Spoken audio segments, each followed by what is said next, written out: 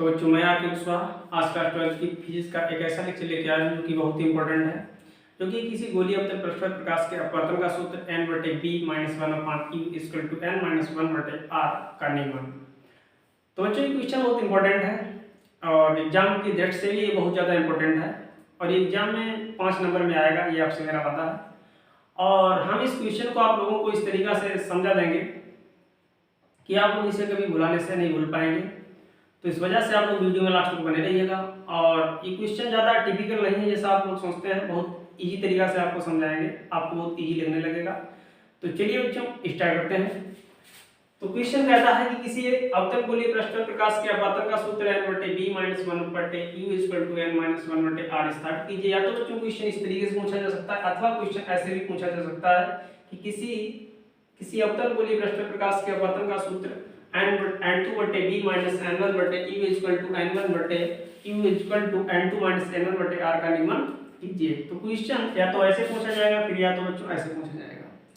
बच्चों इसमें डायग्राम बन के नहीं आएगा, हमने डायग्राम इस वजह से बना दिया जिससे वीडियो ज़्यादा लेंथी ना हो। तो जो सबसे पहले आप लोग क्या करना, जब ऐसा क्वेश्चन आए तो सबसे पहले ये डायग्राम बनाना। ठीक, ये कोई गोलीय अवतल पृष्ठ है जिसके इस साइड बेल माध्यम है और उस साइड इसके सरल माध्यम है। अब बच्चों इसमें थ्योरी क्या लिखना, डायग्राम बनाने के बाद कुछ थ्योरी लिख देना 4-5 लाइन। और थ्योरी रटने वाली नहीं है बच्चों, डायग्राम के अकॉर्डिंग ही थ्योरी लिखना। ठीक, हम आपको रटाएंगे नहीं, ये मेरा आपसे वादा है। और उसके बाद हम डेरिवेशन करके दिखाएंगे। तो बच्चों थ्योरी को बोल रहे हैं मौखिक रूप से और लिखेंगे नहीं व्हाइट बोर्ड पे, जिससे वीडियो ज़्यादा लेंथी हो जाएगा। लेकिन जब हम डेरिवेशन करेंगे उस चीज़ को आपको लिखकर दिखाएंगे। तो बच्चों थ्योरी में आप लोग क्या लिखना, जैसा कि डायग्राम में दिखाया हमने, थ्योरी में लिखना कि चित्र में m1 m2 एक गोलीय अवतल पृष्ठ है और जिसकी मुख्य अक्ष CP है। मुख्य अक्ष CP पर एक बिंदु वस्तु O रखी है। बिंदु वस्तु O से एक प्रकाश किरण OA जो गोलीय अवतल पृष्ठ के बिंदु A पर आपतित होती है, जो गोलीय अवतल पृष्ठ के बिंदु A पर आपतित होती है, जो गोलीय अवतल पृष्ठ से अपवर्तन के पश्चात अविलंब CN की ओर झुकती हुई AB दिशा में अपवर्तित हो जाती है। AB दिशा में अपवर्तित हो जाती है। अविलंब CN की ओर बच्चों क्यों झुकी? क्योंकि आपको पता होना चाहिए कि जब प्रकाश किरण विरल माध्यम से सकल माध्यम में प्रवेश करती है बच्चों, तो वो अविलंब की ओर झुक जाती है। तो अविलंब CN की ओर झुकती हुई AB दिशा में अपवर्तित हो जाती है। फिर आप लोग आगे लिखना, दूसरी प्रकाश किरण बिंदु वस्तु से चलने वाली दूसरी प्रकाश किरण OP, दूसरी प्रकाश किरण कौन सी बच्चों? OP, जो गोलीय अवतल पृष्ठ के बिंदु P पर आपतित होती है और गोलीय अवतल पृष्ठ से अपवर्तन के पश्चात PQ दिशा में सीधी चली जाती है। PQ दिशा में सीधी चली जाती है बच्चों। ये दोनों अपवर्तित किरणें कौन कौन सी बच्चों? AB और PQ। अपवर्तित किरणें AB और PQ कभी भी एक दूसरे से नहीं मिल सकेंगी, इस चीज को आप याद रखना। ये सीधी जा रही है, ऐसी जा रही है, इन दोनों अपवर्तित किरणें AB और PQ एक दूसरे से नहीं मिल सकेंगी। तब बच्चों हमने क्या किया, अपवर्तित किरण AB को पीछे हटाया, अपवर्तित किरण AB को थोड़ा पीछे हटाया, जो मुख्य अक्ष CP के बिंदु I पर मिलती हुई प्रतीत होती है, जो कि बच्चों बिंदु वस्तु O का आभासी प्रतिबिंब है। बच्चों इतनी बात आप थ्योरी में लिख देना डायग्राम को देखकर, रटने की कोई जरूरत नहीं। अब बच्चों क्या लिखना, तो हम इस क्वेश्चन को मिटा दें जिससे कि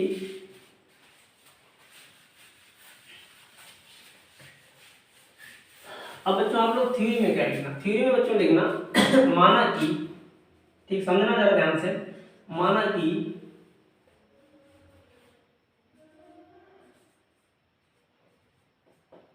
किरणें OA, IA तथा CA, OA, IA तथा CA मुख्य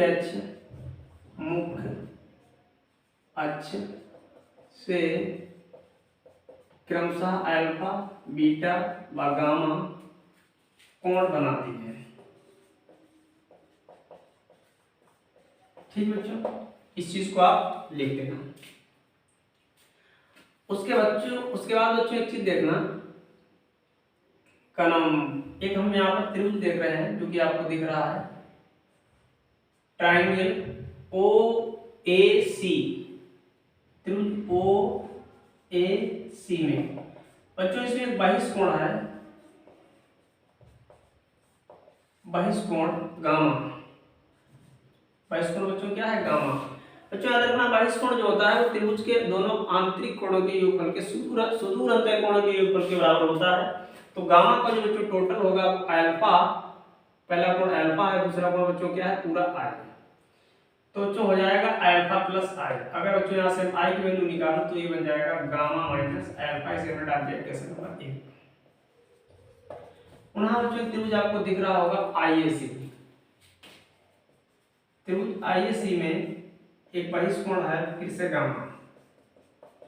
बहिष्कोण बच्चों क्या है? गामा, जो कि त्रिभुज के दोनों अंदर वाले कोणों की टोटल के बराबर होगा। पहला कोण है बीटा और दूसरा कोण है बच्चों आई है।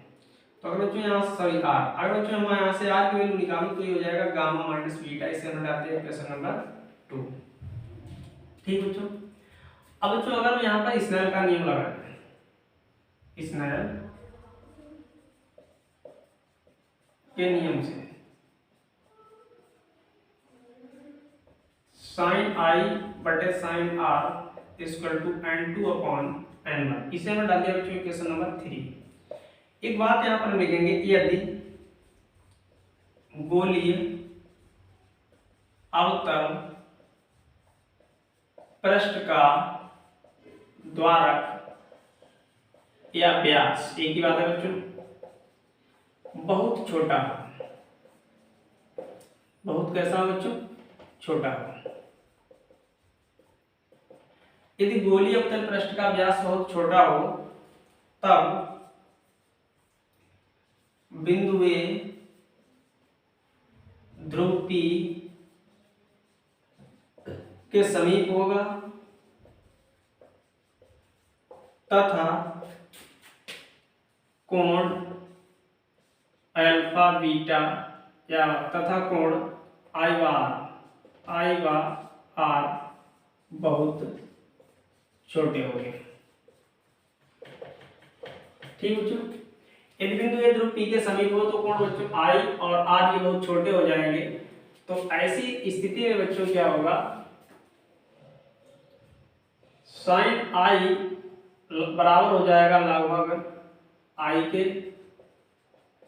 तथा साइन आर बराबर हो जाएगा लगभग बच्चों आर के, यानी त्रिकोणमिति रेशियो हट जाएगा। ठीक, क्योंकि बच्चों त्रिकोणमिति रेशियो तभी तक वैलिड रहता है, तभी तक उसकी वैल्यूएशन होती है, तभी तक उसका बच्चों अस्तित्व होता है जब तक कि ट्राइंगल के अंदर या किसी भी डायग्राम के अंदर साइडें हों यानी भुजाएं हों। जैसे बच्चों सुनना जरा ध्यान से, समझा रहा है आपको ट्रिग्नोमेट्री रेशियो क्यों बच्चों चला जाता है।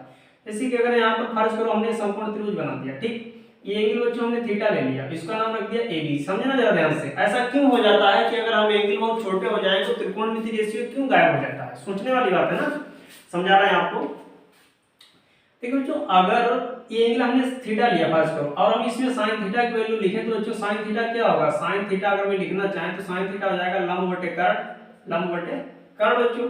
अब एक चीज सोचना जरा, अगर हम एक बात यहाँ पर ये कहते हैं कि थीटा बहुत छोटा हो, थीटा बहुत छोटा हो, तो जब बच्चों ये थीटा बहुत छोटा हो जाएगा तो जरा फील करना, महसूस करना, जब थीटा छोटा होगा तो ये कर्ण जो सी है बच्चों ये नीचे की तरफ डाउन होने लगेगी। और जब थीटा बच्चों हद से ज्यादा छोटा हो जाएगा, हद से ज्यादा छोटा हो जाएगा तो जो सी है भुजा वो सी में टच हो जाएगी। इसका मतलब क्या है कि साइन थीटा लंब बटे कर्ण है होता है, यानी साइन थीटा तभी तक साथ देता है जब तक कि भुजाएं हों, यानी त्रिकोणमिति रेशियो तभी तक रहता है जब तक कि साइडें हों, लंब बटे कर्ण यानी लंब हो और कर्ण हो। अब बच्चों यहाँ पर कर्ण तो गायब हो रही है भाई धीरे धीरे, तो साइन थीटा का फिर कोई अस्तित्व नहीं रहता है, क्योंकि साइन थीटा लंब बटे कर्ण की वजह से ही साइन थीटा बना है ना। ये त्रिकोणमिति रेशियो है, लंब और कर्ण का रेशियो ही साइन थीटा होता है। जब कर्ण ही गायब हो जाएगा तो साइन हट जाएगा ऑटोमेटिक, तो ओनली बच्चों क्या बचेगा? एंगल बचेगा थीटा। तो इसीलिए यहाँ पर लिखा गया है कि जब बिंदु ए ध्रुव P के समीप होगा तथा कोण I व R बहुत छोटे होंगे, ऐसी स्थिति में तो बच्चों क्या होगा? अगर हम लिखना चाहें यहाँ पर लिख सकते हैं समीकरण 3 से, समीकरण 3 से बच्चों हम लिखेंगे साइन I बटे sine R equal to n2 बटे n1। ठीक बच्चों, n2 बटे n1। अब जो देखना साइन आई की जगह पर आई आ जाएगा और आर की जगह पर साइन आर की जगह पर आर आ जाएगा, तो n2 बटे n1 बच्चों। ठीक, तो बच्चों इसका आप सबसे पहले आप लोग स्क्रीनशॉट ले लीजिएगा, फिर मिटाएं, आगे बढ़ते हैं।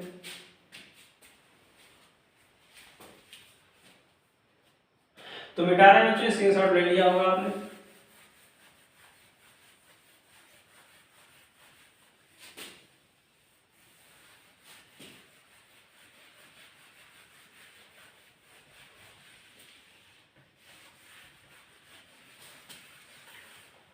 तो बच्चों अगर हम इसकी क्रॉस गुणा कर दें, क्रॉस गुणा करें तो बच्चों ये हो जाएगा n n1 equal to n2 r। अब बच्चों i की वैल्यू क्या थी, अगर इक्वेशन नंबर 1 और 2 1 में देखें तो बच्चों i की वैल्यू हमने निकाली थी, यहाँ पर देखना हमने क्या लिखा था, गामा इक्वल टू का नाम i प्लस अल्फा। तो बच्चों अगर यहाँ से i की वैल्यू निकालें तो बनेगी गामा माइनस अल्फा।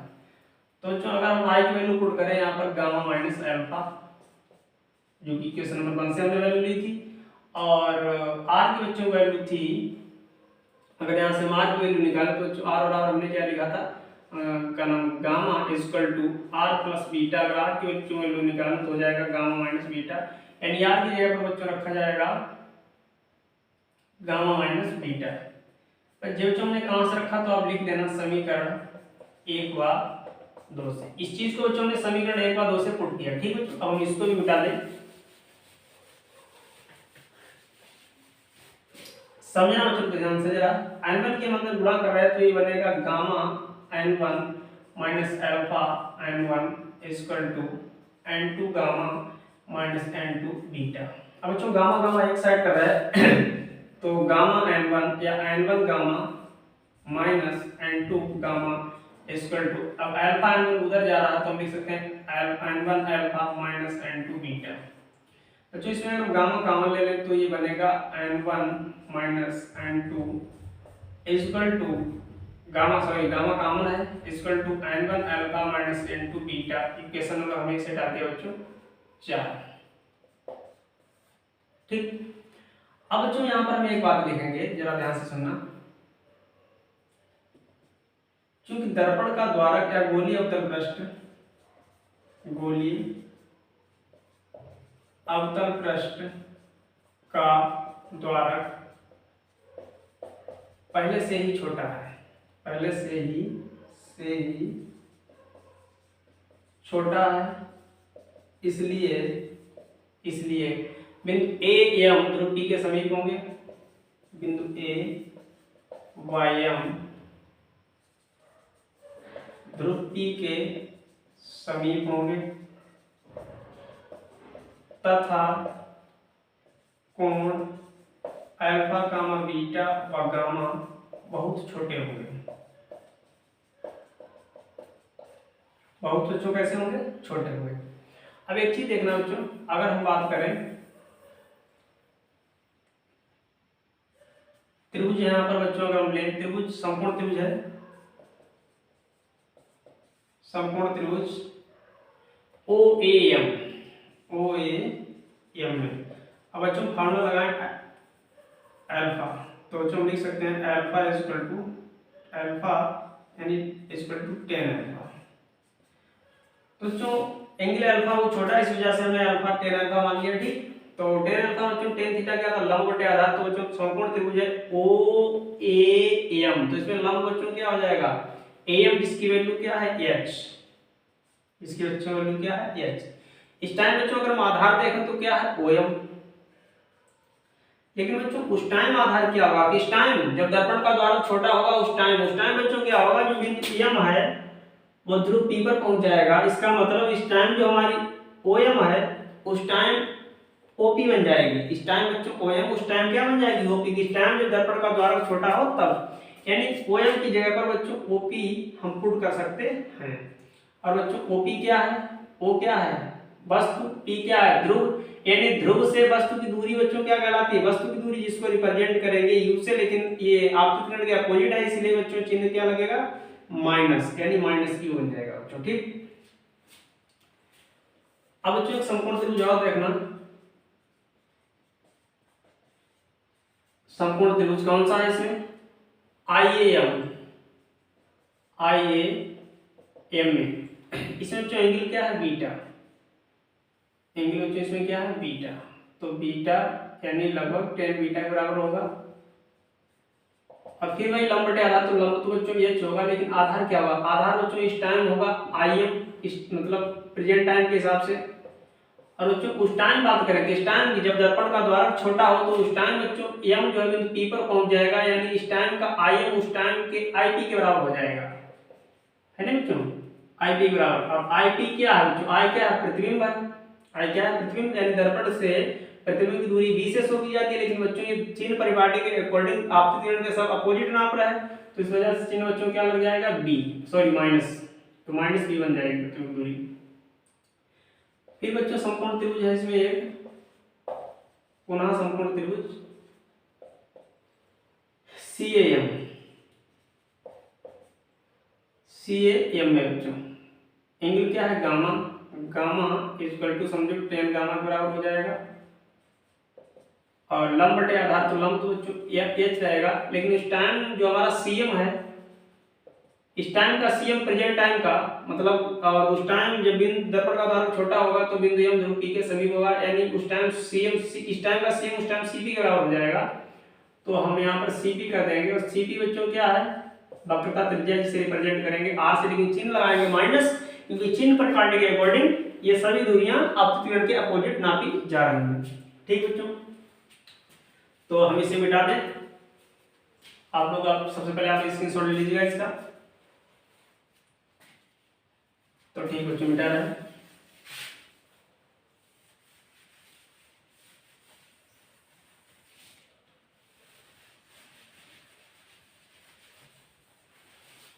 क्या लिखेंगे बच्चों? अल्फा बीटा गामा का मान यहाँ पर ही लिख दें, उसके बाद लिखना आपको।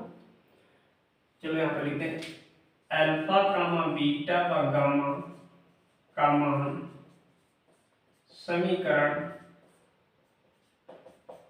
4 में रखने पर। तो जो समीकरण 4 है n1 minus n2 gamma equal to n1 alpha minus n2 beta. ठीक, इसे मिटा दिया।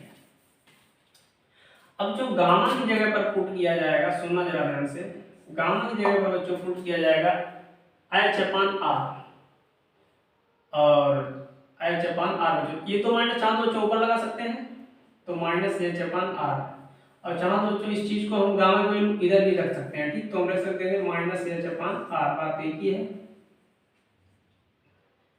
Minus H/R। उसी टाइप से बच्चों अल्फा की अगर हम वैल्यू लिखें तो रहेगी, अल्फा की वैल्यू बच्चों हमने यहाँ से क्या निकाली थी? का नाम H/-U, तो माइनस ऊपर लगा तो H/U माइनस बीटा की बच्चों हमने वैल्यू निकाली H/-B, यानी माइनस ऊपर लगा सकते हैं, तो माइनस H/B। ठीक बच्चों, अब जो चीज देखना H/R n1 minus n2 minus h, अगर हम कॉमन ले लें तो माइनस h कॉमन आ जाएगा, तो ये बचेगा n1 बटे u माइनस n2 बटे b, n2 बटे b minus minus plus, h से h ये कैंसिल हो जाएगा, तो 1/r equal to n1 minus n2 n1 बटे u माइनस n2 बटे b। या तो बच्चों इसे ऐसे लिख दें n1 माइनस n2 बटे r इक्वल टू n1 बटे u माइनस n2 बटे b। तो बच्चों या तो एग्जाम में यहीं तक आपसे पूछेगा कि इतना प्रूव कर दीजिएगा, ठीक, या तो बच्चों जो हमने बताया था n बटे b minus 1/u equal to n minus 1 बटे r का नियम कीजिए, तब बच्चों कैसे करेंगे? अगर यहाँ तक पूछे तो बच्चों आप यहीं तक छोड़ देना। अब बच्चों अगर वैसा नियमन करें तो हम यहाँ पर एक बार लिखेंगे यदि स्मॉल n ठीक अपवर्तनांक, ओनली ऐसे लिखिए स्मॉल n का नाम विरल माध्यम के सापेक्ष, विरल माध्यम के सापेक्ष स्मॉल एन विरल माध्यम के सापेक्ष सघन माध्यम का अपवर्तनांक हो। ठीक बच्चों, यदि स्मॉल एन विरल माध्यम के सापेक्ष सघन माध्यम का अपवर्तनांक हो तो इसलिए लिखा जाएगा n2 बटे n1 इक्वल टू n। ठीक बच्चों, अगर यहाँ से n1 n2 वैल्यू निकालें तो जो अपान में n2 में जाएगा तो ये बच जाएगा n1। ठीक बच्चों, तो अगर हम इस इक्वेशन को इस वैसे हिसाब से लिखना चाहें तो हम लिखेंगे, इसलिए जो हमने अभी लिखा है n1 माइनस n2 बटे r इक्वल टू n1 बटे q माइनस n2 बटे b। तो बच्चों हम क्या करेंगे, जहां जहां n2 है वहां n1 पुट कर देंगे। तो बच्चों क्या बन जाएगा,